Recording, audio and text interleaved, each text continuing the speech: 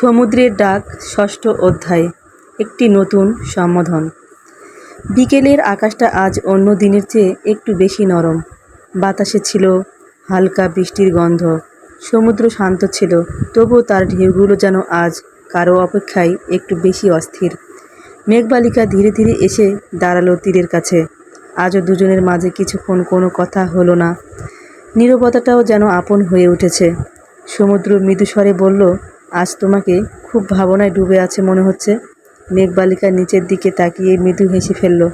বলল, একটা কথা বলবো, জানি না ঠিক হবে কি না। সমুদ্রের ঢেউ আলতো করে তীর ছুঁয়ে গেল। সমুদ্র শান্ত স্বরে বলল, যে কথা হৃদয় থেকে আসে তাকে ভুল বলা যায় না। মেঘবালিকা একটু ইতস্তত করল, তারপর ধীরে বলল, তোমাকে সমুদ্র বলে ডাকলে কেমন যেন দূরের মনে হয়। কথাটা বলেই সে চুপ হয়ে গেল। বাতাসে হালকা করে তার চুল ছুঁয়ে গেল। সমুদ্রের চোখে নরম এক হাসি ফুটে উঠল। সে বলল, তাহলে কি নামে ডাকতে ইচ্ছে করে? মেঘবালিকার লজ্জায় চোখ নামিয়ে বলল, যদি সমু বলে ডাকি। এক মুহূর্তের জন্য ঢেউগুলো যেন আরও গর্জন দিয়ে উঠল। সমুদ্র মৃদু হেসে বলল, তাহলে আমারও একটা ইচ্ছে আছে। মেঘবালিকা অবাক হয়ে তাকালো।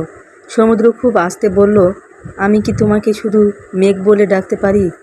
কথাটা শুনে মেঘবালিকার ঠোঁটে একটুখানি হাসি ফুটে উঠল। সে কিছু বলল না, শুধু নীরবে মাথা নাড়ল। সেই নীরব সম্মতির মধ্যেই যেন নতুন এক সম্পর্কের দরজা খুলে গেল। সমুদ্র প্রথমবার খুব আস্তে করে ডাকলো, মেঘ। মেঘ চোখ তুলে তাকালো। কেন জানি নিজের নামটাও আজ নতুন লাগছিল। মেঘ মৃদু হেসে উত্তর দিল, সমু। দিগন্তে তখন সূর্য ডুবে যাচ্ছিল।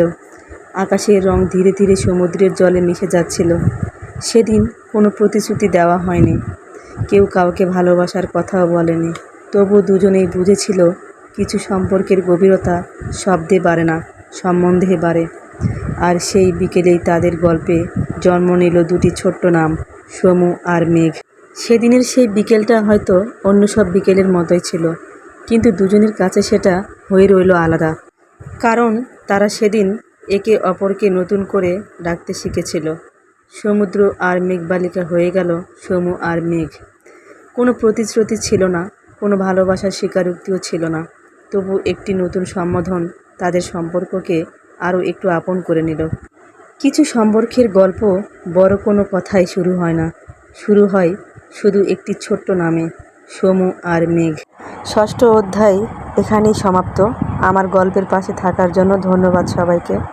সপ্তম অধ্যায় খুব শীঘ্রই আসছে, সেই পর্যন্ত সাথে থাকুন। আল্লাহ হাফিজ।